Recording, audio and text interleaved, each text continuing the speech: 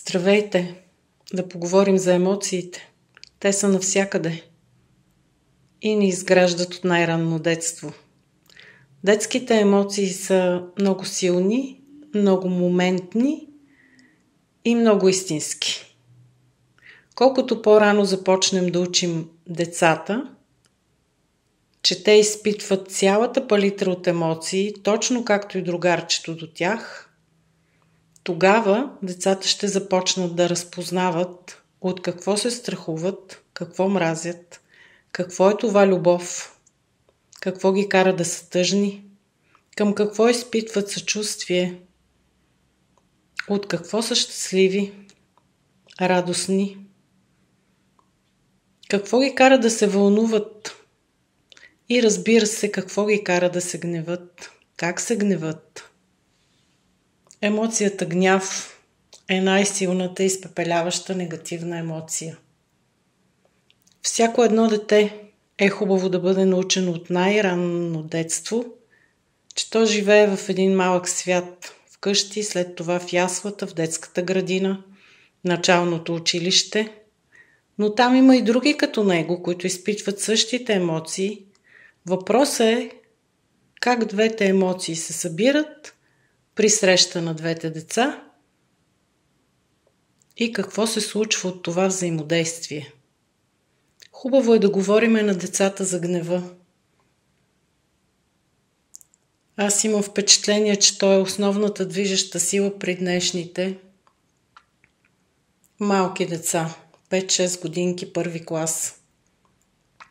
Те като че ли не разбират колко силен и разрушителен може да бъде гнева и че както те, така и другите могат да го изпитват.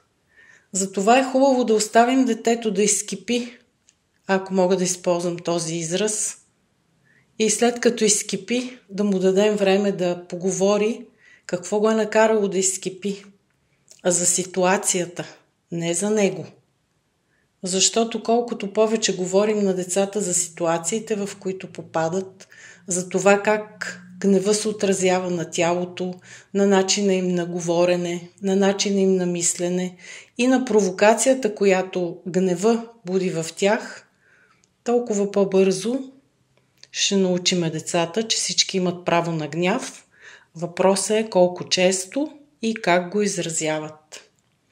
Хубаво е да говорим с децата тихо, спокойно, да им даваме възможност да са гневни, но не разбира се по цял ден, да слагаме правила, да задаваме въпроси и няколко, може би много известни неща за справяне с гнева са да им дадем време, тайм-аут се нарича, след това да поговорим, да им дадем пространство, в което след като са гневни могат да останат сами, пространство, в което могат да имат меки неща, като играчки, могат да имат ароматни сапунчета, нещо да нарисуват, да се изразят, за да се успокоят сами.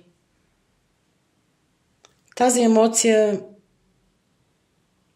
много често кара децата да влизат в ситуации, от които резултата е физическа саморазправа, вербална агресия и, за съжаление, лошо поведение.